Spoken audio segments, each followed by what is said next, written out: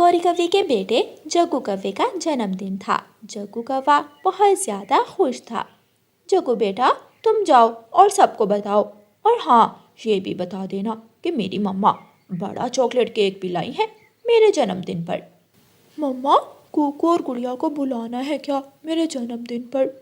ना ना जग्गू, उन गरीबों को मत बुला लेना। मेरी सहेली आएगी, क्या सोचेगी कि मेरे बेटे के जन्मदिन पर कैसे कैसे गरीब पक्षी आए हुए हैं। जग्गू कव्वा अपने घर से निकलता है। किकी, शाम को मेरे घर आ जाना, आज मेरा जन्मदिन है। मेरी मम्मा ने तरह तरह के खाने बनाए हैं और मेरी मम्मा शहर वाले जंगल से एक बड़ा सा केक भी लाई है। जग्गू, मैं आ जाऊंगा और मैं तुम्हारे लिए एक अच्छा सा गिफ्ट भी लाऊंगा। गिफ्ट? कौन सा गिफ्ट लाओगे तुम केकी? ये तो सीक्रेट है, शाम को ही पता चलेगा। अच्छा, मुझे आगे भी जाना है, अब मैं जाता हूँ। जग्गू कव्वा छोटे मिट्ठू के घर जाता है। मिठू मिठू, आज मेरा जन्मदिन है, तुम ज़रूर आना। मुझे पता है, मेरे मम्मा पापा तो गिफ्ट भी लेने गए हुए हैं। बहुत बढ़िया गिफ्ट लेकर आऊँगा आज तुम्हारे जन्मदिन पर। जग्गू कव्वा जंगल के सभी पक्षियों को अपने जन्मदिन का आमंत्रण दे रहा था। रास्ते में कूकू और गुड़िया भी बैठे हुए थे।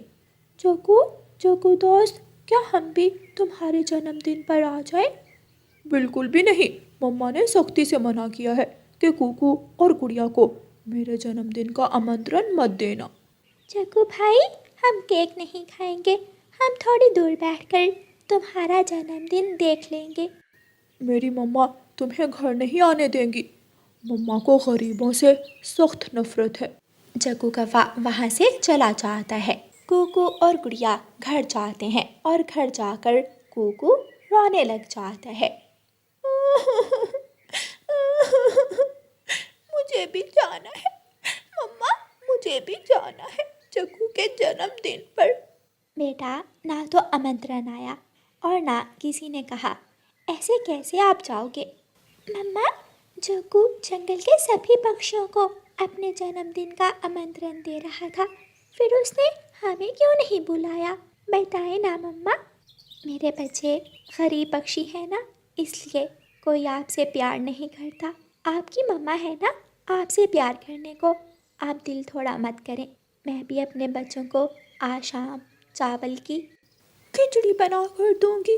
मुझे पता है मम्मा, आप हमेशा हमें चावल की खिचड़ी ही बना कर देती है। मैं नहीं खाऊंगा चावल की खिचड़ी, मुझे जग्गू के जन्मदिन पर जाना। शाम हो जाती है। जंगल के सभी पक्षी जग्गू कव्वे के घर पहुंच जाते हैं। कूकू और गुड़िया रोए जा रहे थे। बच्चों, आप ऐसे ही जिद किए जा रहे हो। अच्छा, जाएं, चले जाएं, बिन बुलाए मेहमान बनकर चले जाएं। कूकू और गुड़िया खुश हो जाते हैं और दोनों बहन भाई अपने घर से निकलते हैं। जग्गू कव्वा बन ठन कर बैठा हुआ था। जग्गू, जल्दी से केक काटो, मैं पटाखा फोड़ता हूँ। तभी उनके घर के दरवाजे पर दस्तक होती है। ये इस समय कौन आ गया, मैं देखती हूँ। गौरी कव्वी जाती है और दरवाज़ा खोलती है। तुम दोनों यहाँ क्यों आए हो मेरे बेटे का जन्मदिन खराब करने? आंटी, हम मम्मा से पूछ कर आए हैं। आंटी, हमें भी देखना है कि जग्गू अपना जन्मदिन कैसे मनाता है। निकल जाओ, भाग जाओ यहाँ से, और अगर दोबारा मेरे घर के दरवाजे पर दस्तक दी तो मैं थप्पड़ मारूंगी। ऊपर वाले, अगर हम इतने ही बुरे हैं तो हमें क्यों बनाया था तूने? गुड़िया रोने लग जाती है और दोनों बहन भाई वहाँ से चले जाते हैं। जैसे ही गुड़िया और कूकू वहाँ से जाते हैं, गौरी कव्वी के घर के सारे दिए बुझ जाते हैं और घर में अंधेरा छा जाता है। अरे, इन दियों को क्या हुआ है? लाइट जलाओ, लाइट जलाओ, लाइट जलाओ। गौरी कव्वी दिए जलाती है, लेकिन उसी लम्हे दिए दोबारा बुझ जाते हैं। मम्मा, खिड़की बंद करें, शायद खिड़की से हवा आ रही है। हाँ, यही वजह होगी। जग्गू की मम्मा खिड़की बंद करती है और दोबारा दिए जलाती है। थोड़ी देर दिए जलते हैं। मम्मा, मैं केक काट लूँ? हाँ, सब तैयार हैं। लेकिन दिए दोबारा बुझ जाते हैं। जग्गू बेटा, जब से वो कूकू और गुड़िया को मैंने दरवाजे से भगाया है, बार बार दिए बुझ रहे हैं। शायद हमने उन गरीब और अनाथ बच्चों के साथ बुरा किया है। मम्मा, क्या उनकी वजह से ऐसा भी हो सकता है? हाँ जग्गू बेटा, ऊपर वाला हमसे नाराज़ हो गया है। आप सब अपनी अपनी जगह पर बैठे रहना, मैं कूकू और गुड़िया को बुला कर लाती हूँ, फिर ही आपका जन्मदिन मना होगा। गौरी कवि अपने घर से निकलती है और रानो चिड़िया के घर की तरफ जाती है। रात का समय था, जंगल में अंधेरा बढ़ रहा था। गौरी कवि रानो चिड़िया के दरवाजे पर दस्तक देती है। रानो चिड़िया दरवाज़ा खोलती है। रानो, गुड़िया और कूकू कहाँ हैं? क्या मेरे बच्चों ने कुछ गलत कर दिया है? वो आपके घर की तरफ ही तो गए थे। रानो, मैंने उन दोनों को अपने दरवाजे से भगा दिया था, लेकिन अब हम जब भी घर के दिए जलाते हैं, दिए बुझ जाते हैं। ये सब उनकी वजह से ही हो रहा है। मुझे विश्वास है कि ऊपर वाला मुझसे नाराज़ हो गया है। गौरी, वो दोनों तो अभी तक लौटकर घर नहीं आए। रानो चिड़िया, मेरे साथ चलें और गुड़िया और कूकू को ढूंढने में मेरी मदद करें, ताकि मेरा बेटा अपना जन्मदिन मना सके। ठीक है, मैं देखती हूँ। गुड़िया और कूकू एक पेड़ के ऊपर बैठे रो रहे थे। गुड़िया बहन, आज के बाद हम घर में ही रहा करेंगे। हम किसी के भी जन्मदिन पर नहीं जाएंगे। हम गरीब हैं ना, इसलिए कोई हमसे प्यार नहीं करता। सुंदर परी गुड़िया और कूकू के पास आती है। गुड़िया और कूकू, किसने कहा कि आप गरीब हो? आपकी दोस्त सुंदर परी है ना? मैं हमेशा आपके साथ रहूँगी। फिर सुंदर परी अपनी जादुई छड़ी से गुड़िया और कूकू को एक सोने का बड़ा सा ताज दे देती है। कूकू वो ताज अपने सर पर पहन लेता है। कूकू भाई, ये तो सोने का ताज है, मम्मा देखेंगी तो बहुत खुश होंगी। गौरी कवि और रानो चिड़िया गुड़िया और कूकू को ढूंढ रही थी कि कूकू और गुड़िया सामने से आ जाती हैं।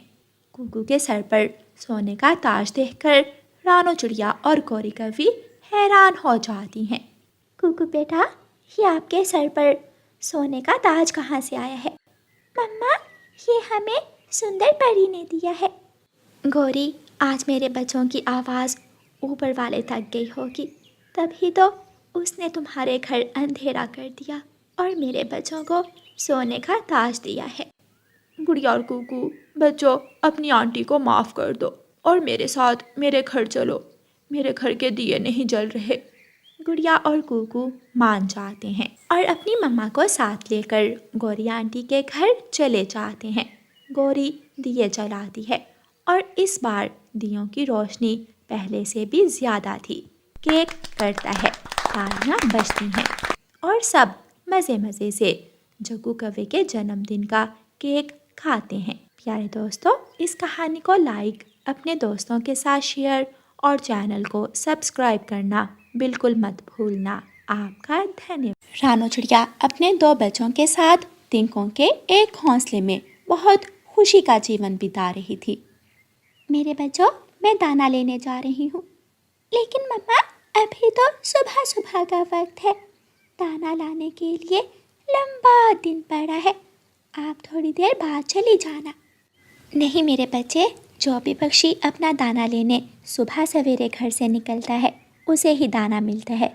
और जो दिन 12 बजे तक सोया रहता है, उसे शाम तक पेड़ पेड़ डाल डाल फिरने के बाद भी कुछ नहीं मिलता। मम्मा चिड़िया अपने बच्चों से कुछ बातें करती है और दाना लेने चली जाती है। मम्मा चिड़िया को थोड़ी ही दूर से एक चने का दाना मिल जाता है। आज तो मुझे बहुत जल्दी दाना मिल गया। चलो, आज मैं जाकर अपने बच्चों को जंगल की सैर करवाने ले जाऊंगी। मम्मा चिड़िया खुशी खुशी वो चने का दाना उठाकर अपने घोंसले की तरफ वापस उड़ती है। मम्मा चिड़िया जब कौवे के घोंसले के पास से गुजरती है तो उसका दाना उसकी चोंच से गिर जाता है। कालू कौवा जल्दी से उड़ता है और उस दाने के पास जाकर बैठ जाता है। अरे ओ कौवे, कहा क्या कर रहे हो? ये दाना मेरा है, मेरी चोंच से गिरा है। लाओ, जल्दी से मुझे मेरा दाना वापस कर दो। किसने कहा ये दाना तुम्हारा है? ये मेरा है, इसे मैं ही खाऊंगा। रानो चिड़िया शोर मचाती है। कोई आए, कोई न्याय करे, कौवा मेरा दाना छीन रहा है, मुझे मेरा दाना वापस लेकर दे। चिड़िया का शोर सुनकर जंगल के दूसरे पक्षी वहाँ आ जाते हैं। दोस्तों, क्या आपने कभी आज तक कौवे को सुबह सवेरे दाना लेने जाते देखा है?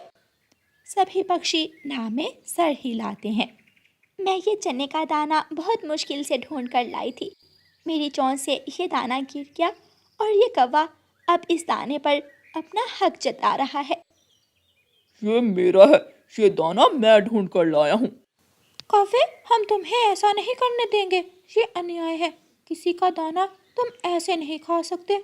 मैंने अभी थोड़ी देर पहले तुम्हें अपने घोंसले में चोंच खोलकर सोते हुए देखा था।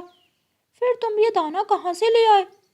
तोते की बात ठीक है कौवे, तुम आज तक कभी भी सुबह सवेरे दाना लेने नहीं गए, इसलिए चुपचाप ये दाना चिड़िया को दे दो। ऐसा ना हो कि हम सब मिलकर तुमसे ये दाना छीन ले। दे रहा हूँ, इतना शोर मचाने की जरूरत नहीं है, देख लूंगा। कौवा चिड़िया की तरफ देखते हुए ऐसे कहता है और गुस्से में अपने घोंसले में जाकर बैठ जाता है। मैंने भी इस चिड़िया को अब इस जंगल से ना निकाला तो मेरा नाम भी कालू नहीं। ऐसे ही कुछ दिन गुजर जाते हैं। एक दिन तोता अपने घोंसले में लाल फल लेकर आता है। तोता वो लाल फल अपने घोंसले में रखता है। मैं पहले नदी से पानी पी कर आता हूँ और बाद में आकर ये लाल फल खाऊंगा।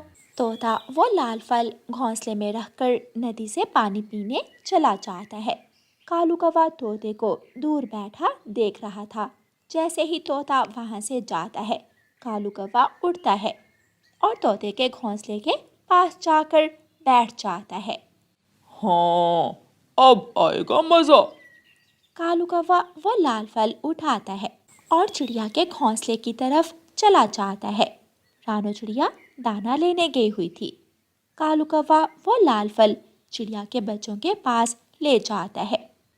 गुड़िया और कुकू, ये लाल फल आपकी मम्मी ने आपके लिए भेजा है, ये आप खा ले। लेकिन अंकल, हमारी मम्मी कहाँ है? आपकी मम्मा आगे दाना लेने गई है। कौवा जल्दी से वहाँ से चला जाता है। मेरा लाल फल, कोई मेरा लाल फल ले गया। अब तो दिन में ही चोरियां होने लगी हैं। मैं नहीं छोड़ूंगा, चोर को सजा मिलनी चाहिए। तोता शोर मचाता है। शोर सुनकर कबूतर, कौवा और बुलबुल वहाँ आ जाते हैं। मैना भी पहुँच जाती है। दोस्तों, जल्दी से जाओ और सबके घोंसलों में देखो मेरा लाल फल किसके पास है। तुम सब हर बार मुझ पर ही शक करते हो, चलो पहले मेरा घोंसला ही देख लो। वो सब कौवे के साथ जाते हैं। यहाँ तो लाल फल नहीं है, मैना ऐसे कहती है। अब पास ही चिड़िया का घोंसला भी है, वहाँ भी जाओ, वहाँ भी देखो। फिर वो सब चिड़िया के घोंसले की तरफ जाते हैं। तोता घोंसले में पड़ा अपना लाल फल पहचान लेता है। यही है, यही है मेरा लाल फल। क्या चिड़िया भी ऐसा कर सकती है?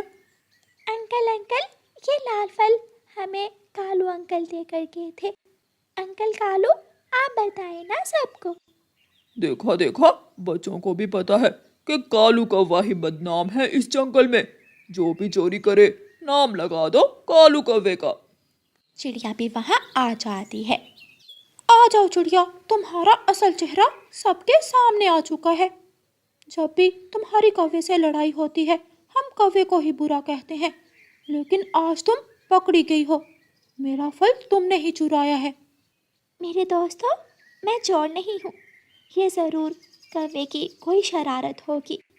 चिड़िया, हम सब ने देखा है कि ये चोरी का लाल फल तुम्हारे घोंसले से ही मिला है, इसलिए अब हमारा यही फैसला है कि तुम इस जंगल से चली जाओ।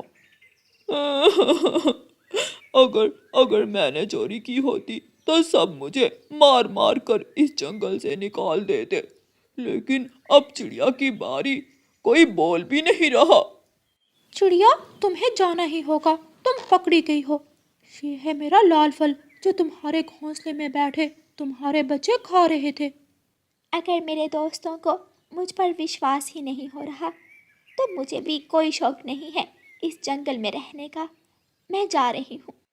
मम्मा चिड़िया अपने बच्चों को घोंसले में बिठाती है और घोंसला उठाकर वहाँ से चली जाती है। रानू चिड़िया पूर्व वाले जंगल में जाकर एक बड़े से पेड़ पर अपना घोंसला रख लेती है।